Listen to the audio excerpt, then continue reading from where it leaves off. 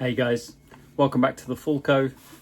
It's the day after our home match against Manchester United, so I wanted to take this opportunity to make a little video looking back at the game. I've obviously not had a chance to rewatch the game in full after watching it obviously live.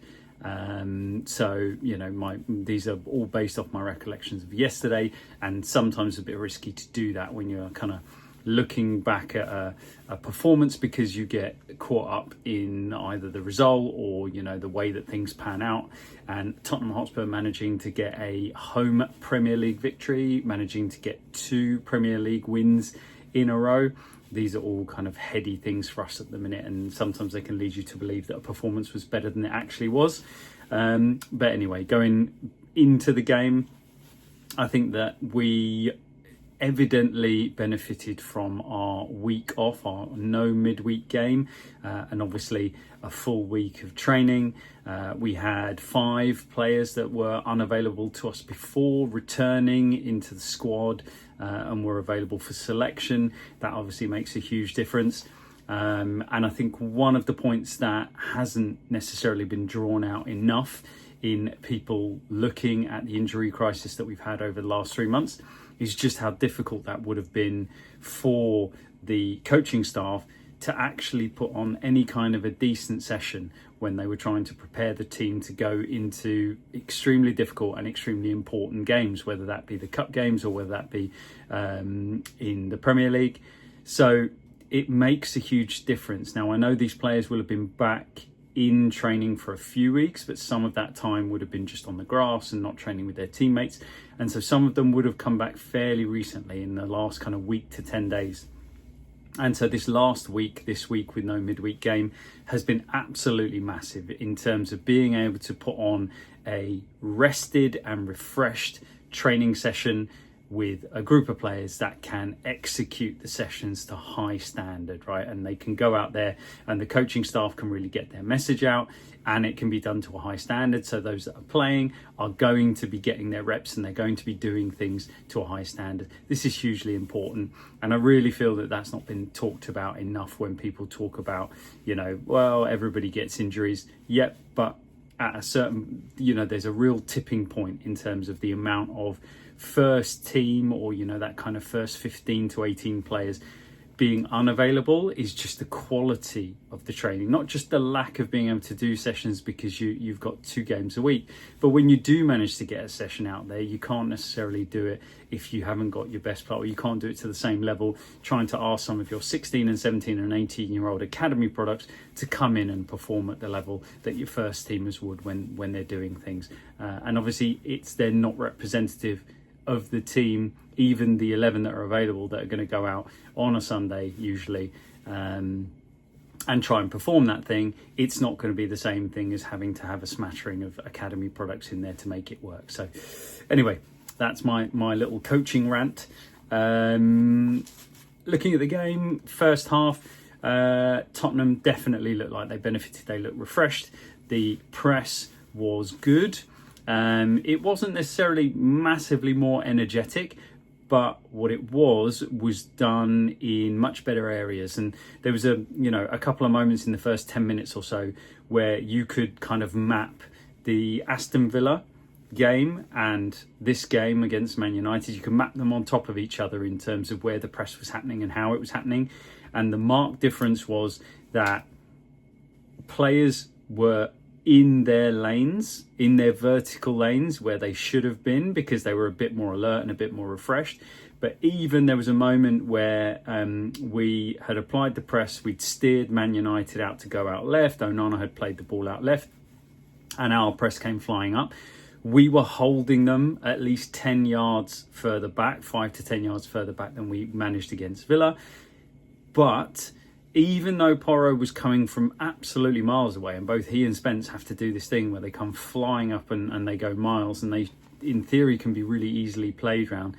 What happened after that is it allowed Danso, because everyone was in the right vertical line, it allowed Danso to come all the way up into the Man United half. He was about a third of the way into the Man United half.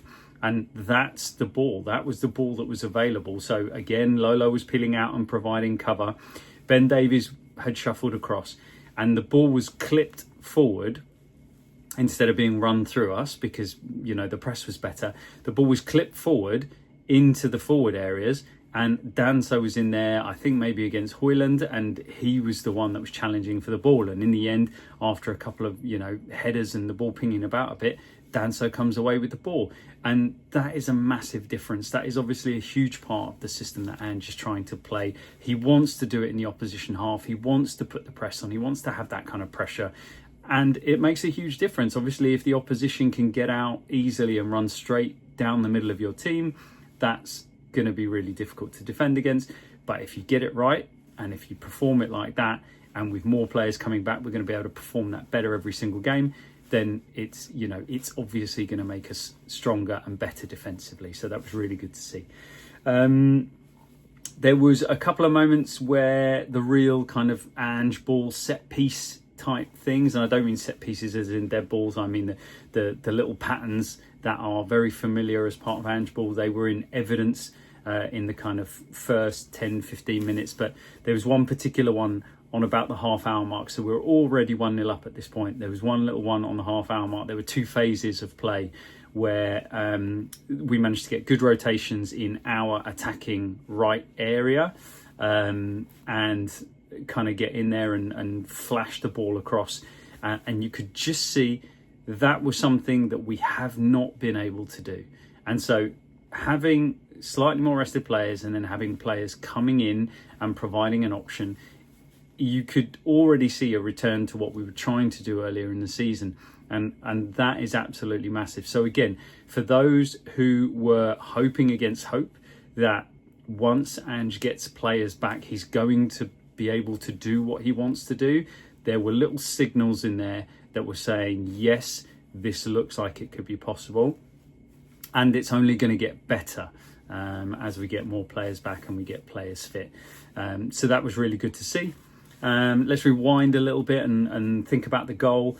It was one of those where we'd had there was a nice little pattern of build-up play again in that right-hand channel area where we've managed to get three players. Now, we didn't particularly have to rotate because Man United, they look really kind of short on confidence in terms of their defensive backline. They had that back five which didn't seemingly know when to jump, when to go, when not to go, when they were sending centre halves out to press. And I felt we could have done a lot better with that, especially in the first half when we had more energy. We could have done better, but we got into a good situation. We got three players in an area where it wasn't even an overload, but we were man for man in that area. Players were pinned, and Porro manages, I think, to step inside Casemiro. And once you've broken that line, you've beaten a player, then this is an area where there's going to be a huge pocket of space in between that back five and then that midfield. Let's say three. It wasn't really a three. Very often there was one player in there who was trying to do doggies the entire width of the pitch, and we got some joy, got the ball out on the right hand side, ball swung across. Was it Bentancur that actually ends up in that position? He instigated the move, swings the ball across, it goes all the way over beyond the far post to Sonny, who gets a really good left foot volley contact on it, sends it back into the box, into a dangerous area, pings off the defender, and then Bergwijn, lovely touch. That first touch kills the ball dead, brings it down, it brings it onto his left foot, but that's no problem because then he gets a really nice contact on it again, and forces a save from Onana. As ever I say, goalkeepers, coaches, talk to me, tell me if he should have done better, if he should have got a bit more on that and sent it a bit further. And then Maddison was in the right place at the right time. So again, that comes from Maddison being one of those three who was in that right-hand channel rotation. He wanders into the box. Dorgu doesn't tuck in, which I was a fan of what I'd seen of Dorgu. So, you know, quite pleased that he didn't do that job. And De Ligt as well. He's a bit slow to react and to move over. So he's kind of wandered into that space and the ball falls for us. So twice you could argue we're a bit lucky with where the ball is falling, but it was executed with quality. Really good stuff from Bergwijn to get the shot away, and then Maddison there to finish it off. And, you know, obviously delighted for him I'm very happy for him to get his, to get his moment after all the things that were said about him by Roy Keane in the build up to the game. Agent Keane, as he's known, boyhood Tottenham fan, I believe. Clearly just doing it to inspire Maddison onto the winning goal against his old club. But yeah, good to see. So that was nice, and it was good to see that little area being exploited. And like I said, I thought we could do so much more. There were a couple of times where Tell dropped in out of that forward line, and we didn't rotate into that space. We didn't move players into that space where I felt we could have moved the ball into that space between the midfield and the 5 defenders, because they didn't really know when to step, when to come, and when to stay. We didn't really do it. And I feel that was a particular area that, we lacked a bit of maybe cohesion, but to be expected. Tell's only been there 5 minutes, and he's very young himself, and he's leading the line. So, yeah, I definitely think we could, against a team that is set up the way that Man Utd team was, I definitely think we could do a bit better. And that would have led to us creating more chances. And then we look at the second half, and obviously, Man U, they had a little, a couple of moments and a kind of blitz at us in the first half. They had a similar kind of thing in the second half. I should say about the first half, a lot of talk about that long ball over the top that led to the Højlund chance, and then the Garnacho chance eventually after that. Again, probably just down to Vic being a little bit rusty, because you could see that Ben Davies had obviously peeled off early because he didn't back himself pace-wise. That's okay. Obviously, if he's going to play players on, that will probably be something that they already know is going to happen. But you can see him like losing his mind when he turns around and he doesn't see Vicario, because he's expecting Vicario is going to be able to sweep that ball up or at least come and clear it, and he didn't. So that, that little hesitation, that little moment was probably just due to Vicario getting his feet back under the table as he comes back. Vicario obviously did very well in the game, and in the second half when Man U were pressing, he really came into his own. He had a couple of really, really good saves. Obviously, it was a good save from Garnacho in the first half. He has a brilliant save with his right hand, low down to his right hand side to keep the ball out. Nice strong hand as well. And so, Vicario deserves a lot of credit for that. But in the second half, we stopped. We maybe ran out of a little bit of energy. I'm not quite sure, but we maybe stopped being as threatening as we had been. Man U certainly came out and were better. They pushed on Dalot. They made Jed Spence work a lot harder than he had to in the first half in terms of when he received the ball. He was under a lot more pressure, and I think he dealt with it brilliantly. And yeah, they had some spells where they looked like they could be a threat to us.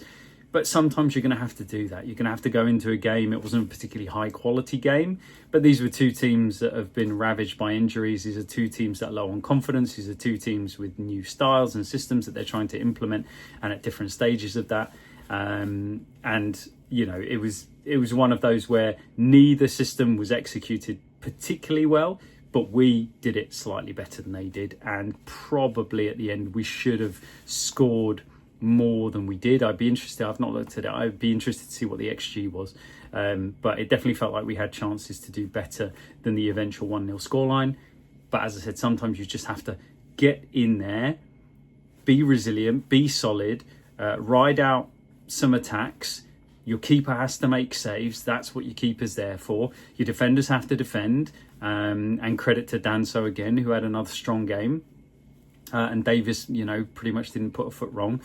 And you that's the way that you have to claw points out of really difficult games. And obviously, Man United is still Man United. They still got the quality in there. It's a hugely expensively assembled squad, regardless of what you think about it. So they do have the quality to win football matches. And we managed to do that very rarest of things, which we've now done in a couple of Premier League games, which is kind of battle our way to a result and to 3 points. So that was very, very pleasing. I think if we were to go around the team and hand out the plaudits, Maddison had good influence on the game. He was really running things. He was dropping into various pockets to pick up the ball. I'd still like to see him move the ball a bit quicker sometimes. There's Still too many times I see him receive the ball and he's kind of got his arms out, or he's trying to direct traffic. I'd like to see him be a bit quicker with it. Move the ball, and I know this sounds bad, but move the ball for moving its sake. Sometimes you'll get it straight back, but bounce it off somebody, just destabilize the opposition by picking it up a notch. But again, that will come with better players, you know, first teamers coming back in and being able to do what they do, and a bit more movement around as well. But I'd like to see him speed it up. Still, he had a good game. He was influential. He obviously got the winning goal. Jed Spence rightly had another excellent game, and he was player of the match, and thoroughly deserved as well. He was made, as I said, to work a lot harder in the second half, but he still did it. He was taking contact. He had players around him. He was holding on to the ball. He wasn't conceding possession, and he was driving on, and he's got that physicality and that athleticism. And there was one particular one where the ball, Man Utd did manage to get into the kind of half space, and Spence had come over from left back, and this is great fullback play, by the way, coming over from the opposite side and coming into block whoever it was, the Man U player that was, you know, pulling the trigger and having a shot. He got there and he got a great block on it. So fantastic to see. He's got that athleticism and he's really using it to his advantage, and he's a good player as well. Elsewhere in the team, I think Bentancur had a decent game, another good one from him. There's some really nice moments of him kind of picking up possession and holding on to it and breaking that midfield line with the ball at his feet, and then he just kept it nice and simple. Sonny was okay, you know, his set piece delivery is very, very good for the most part, and that shouldn't be underestimated in terms of him taking corners and stuff. You know, didn't have his best game, but he was all right. Decky did okay. It wasn't a game to kind of sing his praises. Berrival was good in the time that he was on the pitch. Matisse Tell is a very interesting one. He might be one of the least technical, you know, traditionally technical strikers I've seen in a while. Very, very different looking, but he's game, he's keen, he runs about, he puts himself about, he loves to get a shot away right and left foot, which is good to see, and you know, if he puts it together, he will score goals. It's interesting, he's maybe not as good as I thought he might be coming in, you know, obviously coming in with a lot of hype and playing for Bayern and things like that, you'd think that he may be more of a technical player, but he conceded possession quite a lot when he tried to move with the ball at feet. And you know, his link up play wasn't always the best, but again, he's new to the team, new to the Prem. He's 19 years old and he's coming in and he's giving it a really good effort. So yeah, I think he had a couple of chances he maybe should have done a bit better with, but we definitely shouldn't be too hard on him. So yeah, that's it. As I said before, I did a video before the game. I was really interested to see how Amorim's, you know, whatever you want to call it, 5-3-2 or version there of 3-4-3s, how that system played out against our very particular version of a 4-3-3, and it did what those two systems did, what I expected them to do, but we didn't quite capitalise in the areas that I thought we could have. But again, that comes down to having an attacking three and maybe some midfielders that haven't played a lot of football together. And then lastly, I guess just to say, delighted to see other players coming back. Odeberg, delighted that Udogie could sit and rest and relax, and Jed Spence was fantastic. Odeberg, good to see him, some nice feet, taking players on, and all of these things, they inspire confidence, and hopefully we're going to see a lot more of this, and fingers crossed we just keep all of these players who are coming back, we keep as many as possible fit. Anyway, 3 points, 3 victories this season against Manchester United. If you'd have said that before the season started, you'd probably be thinking we'd be flying high and, you know, be on a title challenge or something like that. But yeah, that's good. That's a positive statistic to put in the books. And we move on. It's 3 points. We separate ourselves from them. We move up the table a little bit. Players coming back, bit more confidence, another free midweek and another opportunity to get a proper block of training in before the next game. We've got some tough fixtures coming up, so we're really going to need to be ready. Anyway, let's leave it there. I'm actually going to be on Oso Spurs this evening. So I'm chatting to Jim, which I'm looking forward to. We're going to go into a bit more detail on the tactical kind of elements of the game. So if you don't, go and check out the Oso Spurs podcasts and videos. And yeah, I'll see you guys in the next one on the Fulco. Come on, Tottenham.